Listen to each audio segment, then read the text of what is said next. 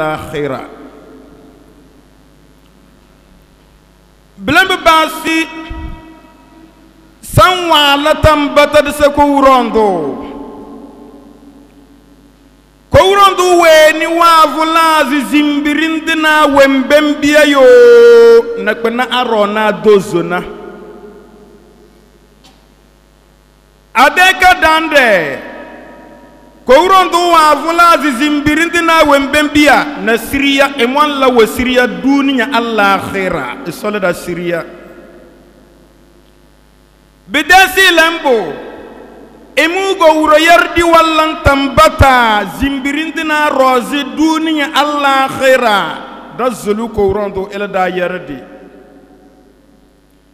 bidato zombi emugo wuro ko nyawnire na emugo wuro ko jowo billan tambata zimbirindina rozi duniya Allah khaira isoro ban ene dago nyamene dans le sérieux et son arfe se balé bobtana tofonu asesso kourandu wen wa mati edetra jirimanguda tra wenki badang matu ko dombo chole anyo joli ki be ferinya signale sheytane aw nyanya se bore bela be detran daga ko wure yikondo wa mati we veri das wa ma ataakum rasulu fakhuzuhu ومبتن دو أرسل محمد صلى الله عليه وسلم وغنا مي بنا إلهان يا إمو بإدوك بنوز نسل إقباب ظالم إدمو بمبيان دا القرآن ملا جاسي وانبيوه جزنا مي بنا يو إلهان يا إسيالي أما إلهان يا إنيكو وراندو دين داري بلن بباسي dans le Syria, c'est ce débat d'Ero, Datindu Rasul Muhammad sallallahu alayhi wa sallam, Ege ko urandu de yom kifenu et de tiridum bele wege diri e kone elzeda te menini tigbe zena te da eduda din islam de denyemda. Belembu waro الرسول عليه الصلاة والسلام كورندو دايك دري إكوني مانا إمو دي يوما عند بدأ ألو أمم بله إسوسي كدرينا ويقدرنا سوريا يو سوريا بني وقبايا سوريا القرآن القرآن كان يسوى دين لهات كو كلاك غزوان أديني توفونونجي domi adini wan den adini bobokene azka adaga ko urondo wada elezi adini wan kisi ke jelna ke ira al janna na ifera siklakna bala bay adini islam adini dini islam qur'an ka zuwana ke ko urondo wege jele al qur'an kanana wani wezundur nga pata de ko nyaw ga wogo alquran ke jelida biel alquran de konda da bani adama ni alquran ro ali jinni wani alquran ro daba wata tinga tinya alquran ro simisinya alquran ro lin dambani alquran ro zi so da zoloyi wembi wa dukdana isowru kon iyele de kod la na betemere ande bide kondrada ege we ni se de pelen nayna de kudu wamle we ni se de pelen nayna mbele ande bi ege hujjaga ege delili ga yo ma rozi cerci ama oroko koni tosese e so nyalanda azabana do yunaru feriras be halal be haramu e so da zoloyi ela da iraki fena ena mubasi dazulu ko urando igo uroko jona ke dans la fiya ke la tambata tindu rasul muhammad sallallahu alaihi wasallam roze nakatala de al roze nakatala ede sabwa roze nakatala rakifena bengeti din islam kana banna ribarna bando din islam de denyam dana boroze zamo e rukifenu yo e so yele de la rakifena e rukifenu bayanya rukifenu bevei toko sudi da bevei fulo fuda bevei lawane da bevei zina na kurda kawana kurda e sozere ba woni iyo iwembrembu e bezi ela sozeru dunya Allah khira wem bisi de mate binna dan mate lahiya de tom woga ba ya lahiya da ba wa wenti ko wura yi kondo wala da ko jow Qur'ani wa ayati sis bahimatil an'am da ba wa wenti ko wura yi kondo wa gbati elabani adama ko jow na yo telatna bil dallana lahiya da yo wemba do wece dodo bo maka awde gavey maka bodan dana da de ko todte ba ya lahiya makamba bala bade ku tod biringa kpata bongo dod makadana baya hadiya ama baringa kpata kpena nalana aringa avana ko rondu de botalam avana ko rondu de botalam e soda zoloi elada mal wamba bahimatil an'am enna dang matudona bila birakum benane befeni benamisi wemba bayawo bahimatil an'am nambele bala bala na lahiya bawe ni ga wala lahiya bide keda ba watna yo sase elawa go son si chele ide iyale lahiya kenge kege sunna ga doninge sunna wa wado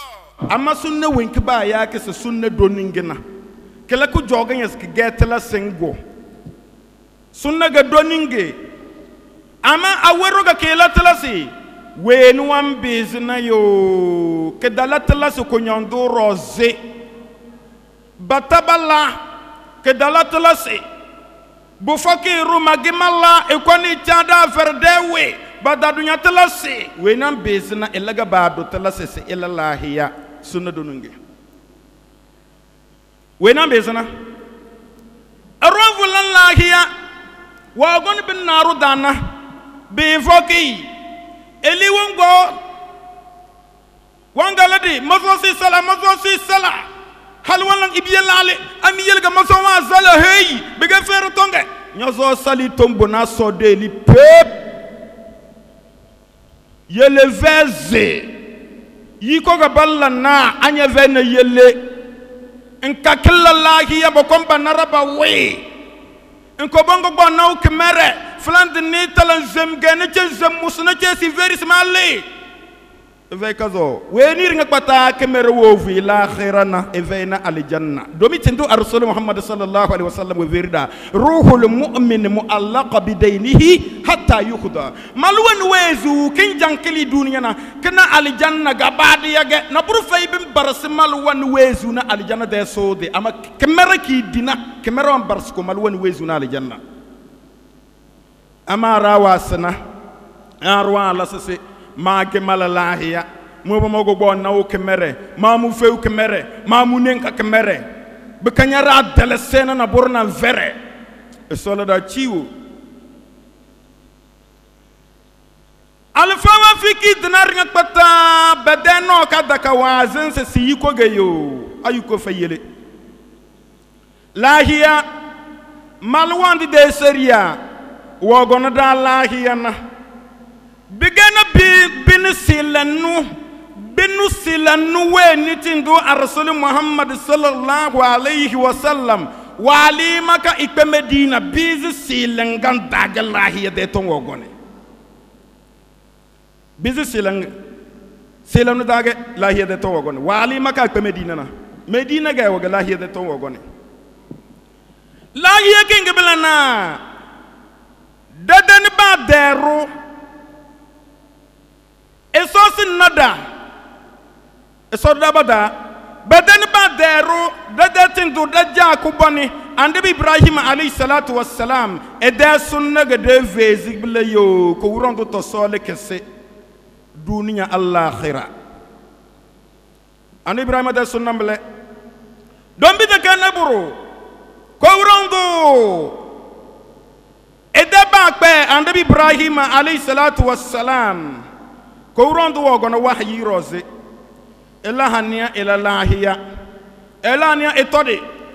la yekingi bine awurga seketene gasese andebi ibrahima debu alayhi salatu wassalam de andebi domle ismail alayhi salatu wassalam ela roga seketene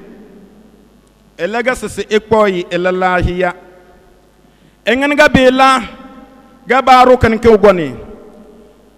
dadan ba dero ko rondo de ba pe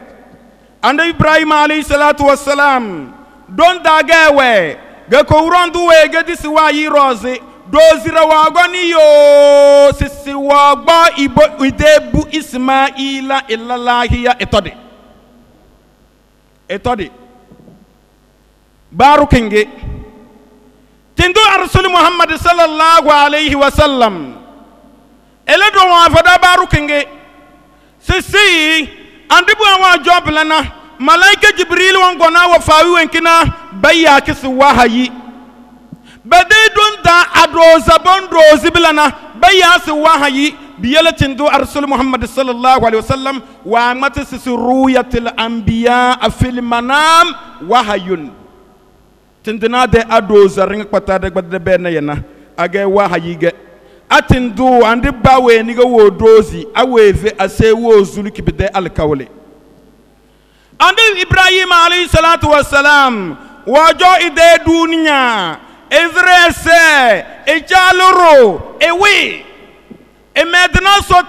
tata awali wa medna so sis rabbi madu habli minas salihin ko rondo mazolonya fama buki fenu yo bukala bilam gbadma loble mazma bisla khira naru fay moro madele naro e soro ko ne fama buki fenu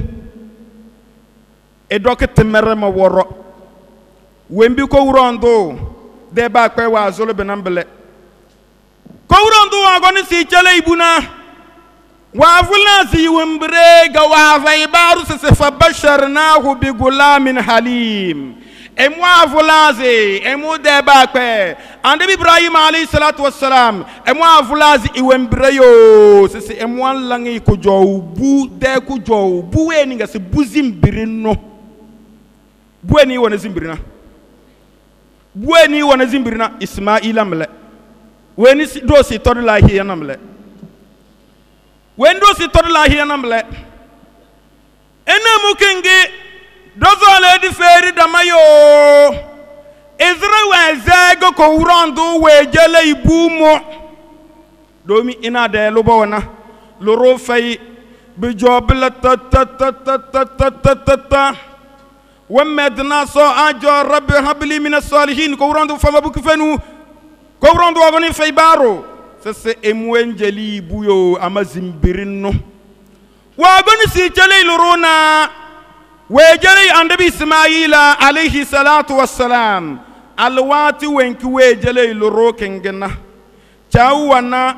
86 edabizmele beze 86 esoda zoloyi efada kifembu kubandu wallan wabi amang edalzika menana ko urandu de ko jow eso gon se fayna ko urandu wejeli loro wallan abanu be go bujo nyen silona de ismaila rike go goni si jele silanna wejeli ishaka alayhi salatu wassalam de bisaka mbele wejeli isaka na wanval bisni no waga wejeli ande bisaka de loro wanja bisni no ga waluro ande bisaka zamo soro ko nde fukusu elim ande ismaila bine ede abalam bumbele ena ron gbade kura febre etang iyulorona ede bu fese afebrembu kotokolis abalam bu kadane elena bele ismaila alayhi salatu wassalam qur'an da be verase e gbadir kembele wora ga do siri kembele waluro ina fotolo ku banga ga wo goni chele isaka de loro walurina irikembele igojo yo ko uto yutase biyele tafsira we verase ege irike igojo ismaila mele egeri kega gojo ama bibabeleri o gawagoni yusaka tasi ama sinje wurakna injila dana zabura dana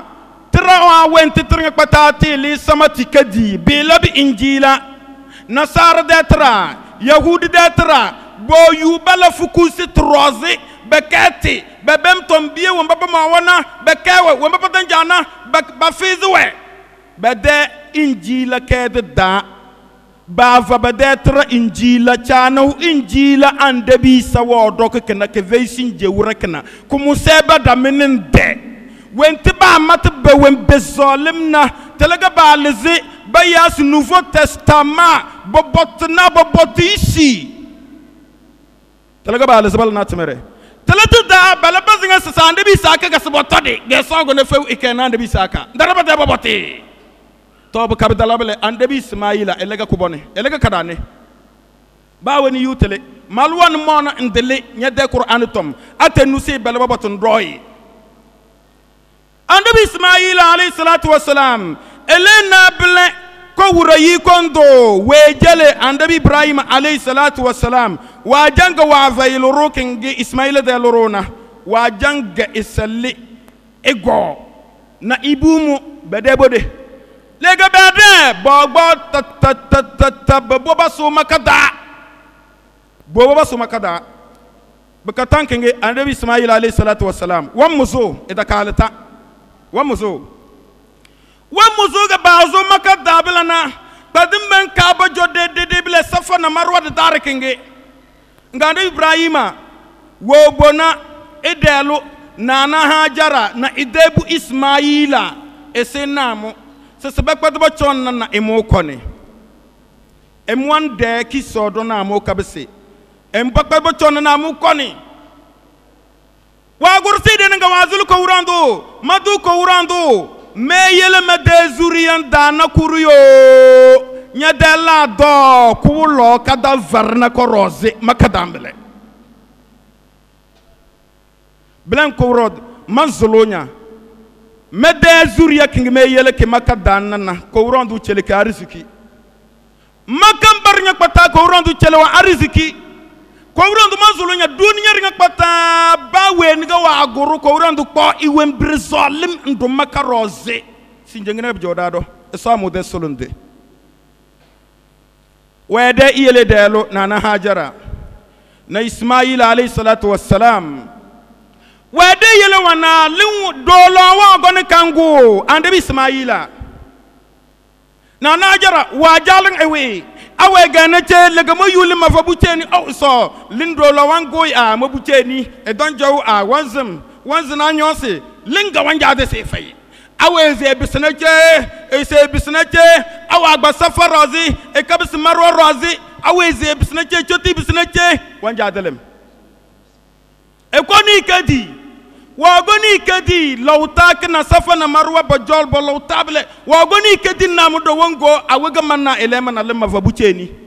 e da telete weze bise ela bolini ela fejena dara dende wedena ko wurayi kondu de fukusi إنما أمره إذا أراد شيئا يقول له كن فيكون إسورك بند على مروادا أزول سيلنا برنا غورو فكوسي إذن ترملايكا وان متناك بند تتنغس دبس كسانا دبس عند إسماعيل لوا أده ومزوجة واسي كروتشا واسي كالي وان غودو لا دسم وان من إنفيا ودو إنفجرمنا وان من إنفدو ko nana hajara wagon se kabse bengi sa na do wazim do lokana kangoy mambisma bengi wa bese itala iddara na wo dudulim wala pala nya zaba baloko engni bila envam wa mamblana ga sawru ko na ala de fukusi mujiza bi jambi wilim nya sloko bila bina bala da ya zamzamble wazali de budona na hajara wazali wajerlim bebe go nyozi nga wadi get nga jirinyo isko rondo mazanya madasa mazanya ko rondo wa gbasam zankingi sida ko tozo alikiyama zamo lele deranga na kowrondo wa gona daze te annabi Ibrahim rozi alayhi salatu wassalam biyele wa mate sisi wa izibtala Ibrahim rabbuhu bikalimati fa'attamahunna qala inni jailuka linnasi imama sisi emo gona daze te emo de back pe annabi Ibrahim rozi alayhi salatu wassalam ngati de daze te tombie de daze te wa vero annabi Ibrahim sisi ande Ibrahima men lanya ko jawna kuryo kanablen ke kanablen ne ba dere men desinya ne bawo irak pelen nanya chere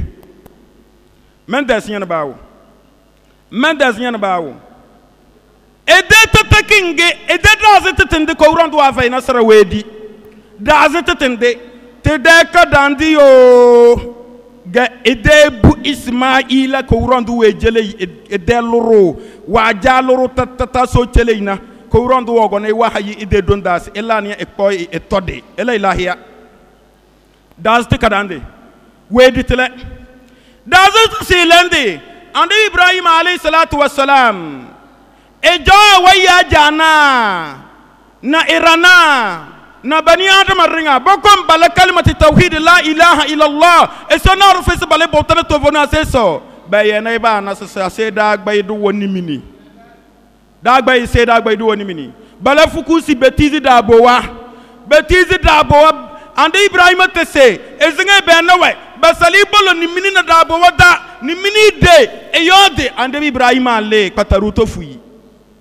ide zimbrimle das to atendemle das to atendemle lele gadanga jade ete das tenda wembi ko wuro yi kondu we gizna dana yo we zeyele wembi ko wurondu wale foro se elabananga walabe fa atamahunna wo zuliki ko wurondu de tombie wemba we jele yi wana ete das tende belebina belasi we waluru Ismaila alayhi salatu wassalam wakati wankina egebu yobuleyo ene cheneche kawrandu se falamma balaga ma'ahu sa'aya qala ya bunayya inni ara fil manami anni azbahuka fanzur maza tara qala ya abati if'al ma tu'mar satajiduni insha Allah minas sabirin الصلاة زمبردنا سيسي الواد وين كان نبي إسماعيل عليه الصلاة والسلام وعدل سيكو بكاتا إفوز إجاكولو عن نبي إبراهيمنا wakati kinge ko urando wogona igoro fukusi عن نبي إبراهيم روزي إدedon da wogona wayu sisi elania ekpo idebu Ismaila etode ela ilahia alwati kinge ga ande Ibrahima bilaini nanga wa duziti debu ja sisi ya bunaya nyoma debu madeluro sisi inni mo ande Ibrahima mo nja ara fil manami emwo losi mu de donda wa yu egedibu sisi anni azbahu kasma fizi nyamon dode malanya lahiya so wala mo forus ma dodenya malalahiya belana fanzur maza tara nyana ngene ibuga wamba wasbala bujoyi si wendi na isawara ka so wuro kono wala nde fukusi bitte nyana ngene edebu sisi ya abati de damba so wuro ko yel dik balena tindina ringa kwata se dik balena we ndan na tinduwe ni wan gbali ejayidana sisi ya abati nyoma ja bidebi ya wasinyo wuro kana jana yirage ran gbali desda Muhammadu Sayibu Sofo Brahma nda panaru dozi chaw pep roja jayida da tabrinyas de kalur nay be andebi Ismaila sasiya abati nyomaja if almat umar la niyan lay won binya du ko wurondu an nga fo rasulabna la niyan labe satajiduni nyammo na ma cereci ama insha Allah abi mo ko re kondo mina sabirin nyammo na ma magazine brindo mo wasim brindo nan da cereci ama Blaga everi wa everi blana ngase ay alqawl wa zuluki annabi Ibrahim alayhi salatu wassalam وابا على مركنا فيركو نانا هاجرة سي او ده بومو مدنا سوسي فدالورو وجل دا كري ورنا تو كو روندو غنا وحي سما بوي مو دود مالا الهيا نانا ngene nana hajara e de luga matna wele darga dogo nana hajara siswe sis oh magazu nyojo chena magazu na loro magazu na bu nyojo tega mo yui nyati na ibe kelmo e soti na inga nyati na ibe kelmo madakazu na bu wembinya du ko rondo wa alanya foros labna la ni mbona ngo dode bidala na boro o alkawlo wazuliki chawa ya nabi ismaila signal lazima fo nyani se chere gabila ismaila ni pa gawa gbere pa to ko fulma su edu choko to ko fulma do ki veba boss bedena chawa nyozo so mam edu deve kunde ede chelebu buasi silega bende ismaila wase ba gbon ba bende ta shaytani so wala ilalana shaytan wa gabis irubani adama domi shaytan wa bisba wuringa malaika rika dambese malaika rika de sifaga shaytan tambese wa bese erude sifarde yasi chawre e kwani bosu taro e mona dogo na hajara ese oh injana mbialu lega bendege sisi chawu sisi elaze fodondo sisi elaze foya sisi oh dada ba yejo ade se kodo deige wanga gunyobu nga sisi ahwa ga guiki nenyele lani ande telega nyogo na ma lale do nana jara ngmezi ifunai de lale iso wale ki wenkina bale asa laru lale yele jempisnal bale lale ke dana nyoroge soleda chiwu shaytan wo go choti chop bomana ande Ibrahima eden bawdo Ismaila tene defe ngo wabod ekadi bo ko si ande Ismaila alayhi salatu wassalam bece menu kabsi manjad nyage ande Ismaila gabsna lege min de kenyana njable sa wo dos malaze fo edana de bekuda wemble wo ge rokna de bekuda sa madama madale se soga se ko dodnya sinjenya woro wango dodnya se kago nyage ngas akina nyale walurna ma ase ko dod ma kene nyele de lale donaro wa ngmese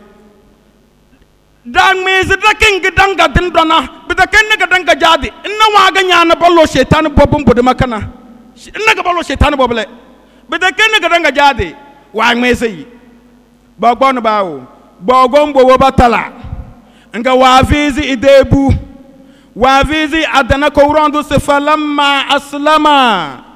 ina debu ba matbani dama watallahu liljabin wantan ko wa vena ade wakato nki todina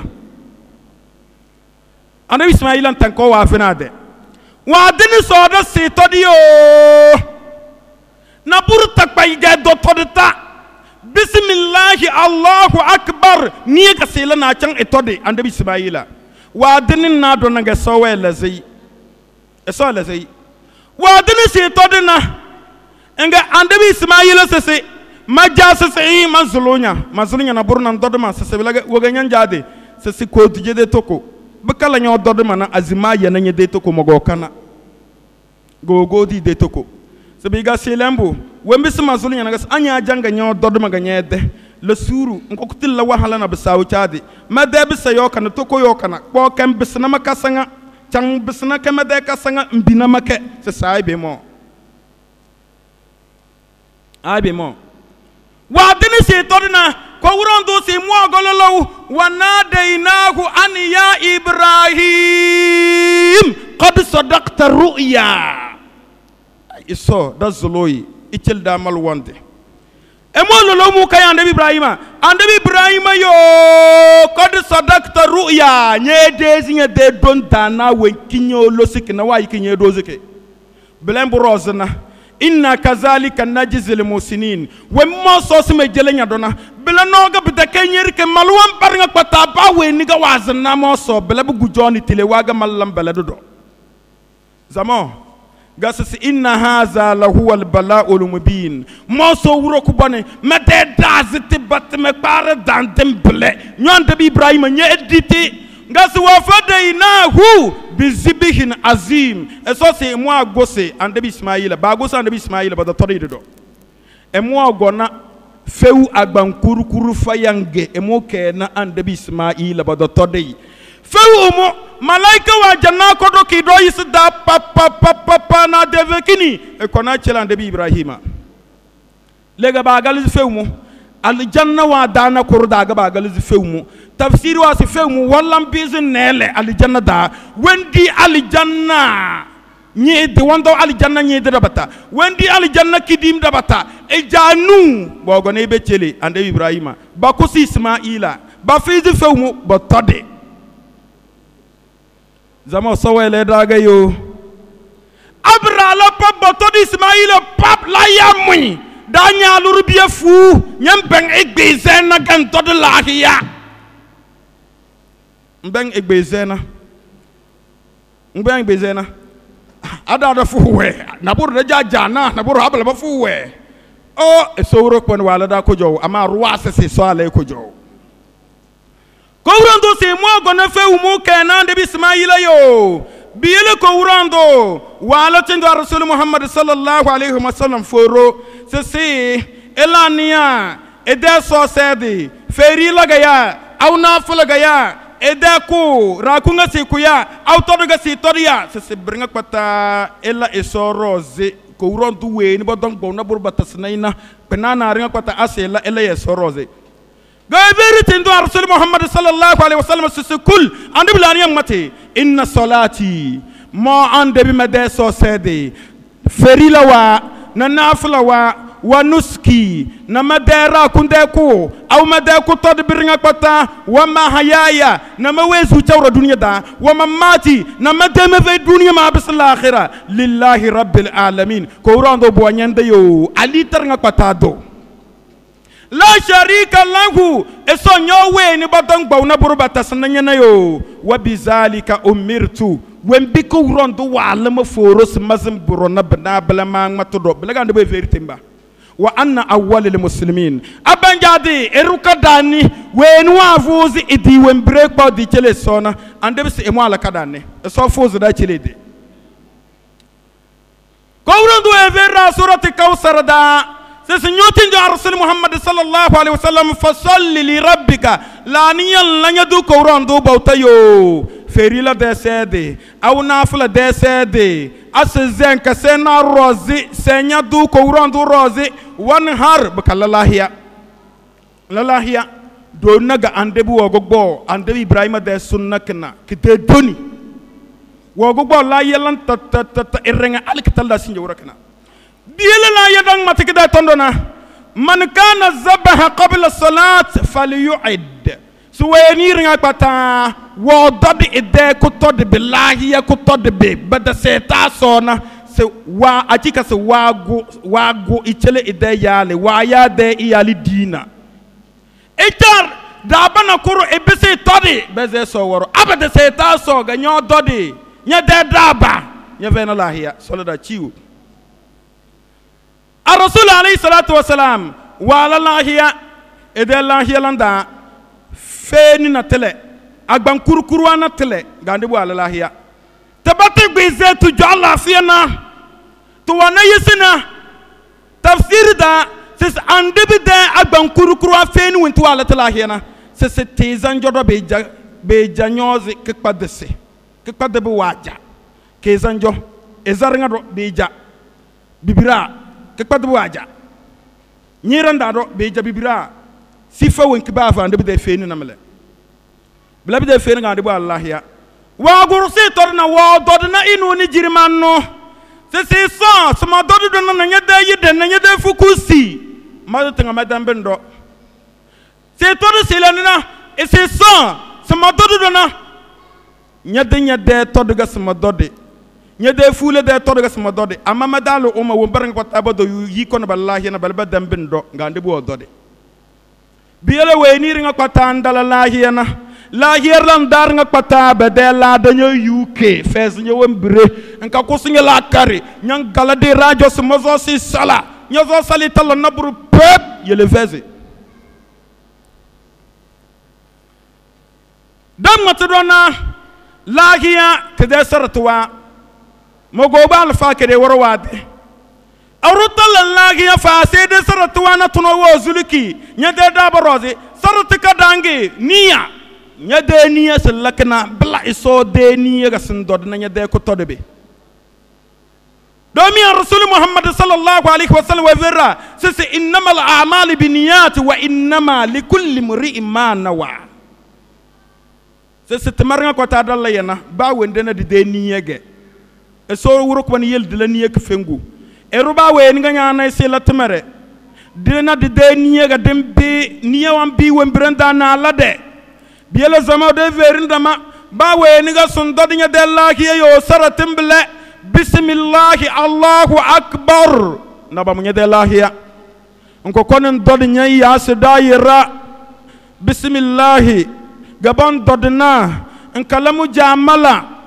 na ruwan ba Allah bismillah na anu dike si bismillah bere Muhammadu sofo burama karim medam bin do nyonudi bismillah allahu akbar beda wemban do binamle to na so yidayo gasiniya nyam bezela niya wakaten kinya adin so sun do na fikidina jo wemban matadana nyam bezi nyazinga sondade ndatene taso laniya talfai ba munya de lahiya eso so le da sisi to tenisi todi elwazo niya bismillah allahu akbar wazo idalaki go wodode sisi sawru kun wala na no ba muke no zor kamuze eso so le da dan jana dade eso da zoloyi il de soldama sarate silange gasa sibilanya de dabayo min bahimatil an'am bila dabawa wenti ko urondu wo gote ila da ko jow na bila bi de dabawa dana ko gasalahiya be labenaw awrakum to danga bazna rakum be de ko bande danamle ko bande de bodemble rakum yo da kan dal business sunwa zama rakum to daza so de chede ben rakum wa se no bila no wan dal business le zama sarati yo bidlahiyat ke dina da kay fu ma sir de tom antam pis yelle bu fu ma siri ngazalinem biya konon jom bodna yelem nouveau ka jarira rafne kongo so semane de lahiya fere fay ka da talata business sule baba le suru ab veyele yo لا يكلف الله نفسا إلا وسعها دليل لا يكلف الله نفسا إلا ما آتاها esota du wesu wem bikdam bezbna yo wem biru am bezbna balga sawadi nyodo kana jante aw alfa baradu ogono ande njang bokran lay soro angoni yojo nya yala nyosi sa malay soro be mata fumbo mal ze sonto sinya vena lada esota du nyakle zama da zuluko rondo ela da mal wamba nawda mat nawda tondona bila wa dala bezina sile yo arda ken bezina sile nya de lahiya kudomboli few balan few lahiya few bine bila wa dala irodina lodo nonta sosole dana few irodina lodo awa jeze afe wa dala irodina lodo bele de nenka nga sa aninka ga nya banya nenka so tane malo kana mal lahiya to bele nenka ko zulu benena ka dala bene nenka ka dala benena da kay budu nenka nga zal nyangula le kana so la ciwo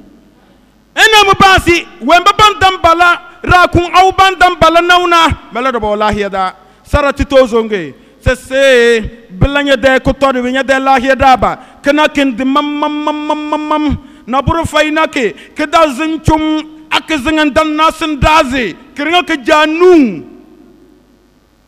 naw singa aw few singa nyangale sin daze ku tolunjo tok patek patta wam bre e soga nyen jeli be devena bisna nya fena lahiya baba yele veze la yukallifu Allahu nafsan illa wus'aha yele veze ama baba jam somtan nga lawge maba magu bu fasiri ferira sai do de ko ga magu de kala ya litovenu so da zolo echada se إنام بانسي توزو ده الرسول عليه الصلاة والسلام وعمته سيسكنارو ننسا أبغى أودا بروزي إدل الله يا نياغا مفيو إزرا كورندو إفي الله يدا نياغا مفيو إرنغ بطا ونيادي وزنتم إفي الله يدا نياغا مفيو جابورو بانغالي سندازي إفي الله يدا نياغا مفيو إيكاوان بلي إفي الله يدا زمان السوچدا بلا تلسيو نيوه نسل الله ينا انزرنا زوم من كلالوني دومي تندو الرسول محمد صلى الله عليه وسلم وعمته سيس إن الله كتب الإحسان على كل شيء كورن دو وعدو دات لسي سيس دلا ومبادن يوزت منات على مريبا وينكدا باوغ سلا تمر باوغ نغير سلا لانيا الله ده يوزت ده مم غاندب سيفا إذا قتلتم أسيكم دابوا لا يدابوا قتلتم كنا راكون عمله كلا بدن تود راكون فروغ بزنك فروغ فأحسنوا قتلا فروكن غسي سنراكم إلا نكلاهينا إزرا فروكن كلا لون با سبجام بوسك دونا كمانا كتكيزو الآخرة وإذا ذبحتم أبغاسي تود سيزغسي تود نغي فأحسنوا ذبحا enyozime de seze selalone solalone anya dene da babanga rozodo sondodi pap bitambe de da ba mona kede kezo l'akhira gase wali yuhida ahadakum shafratahu midanaru midaba weni enyozi de so kalolo ne pa nanana etodna edela ye ko todbe wali yurih zabihatahu abigami todi na mite dabawa mizram de soze mite dabawa si todi tina tuyute fezi yo wembi so adura na mele da dodi de bofoke nouveau na dozo beyele nouveau rakodonde iyu sadana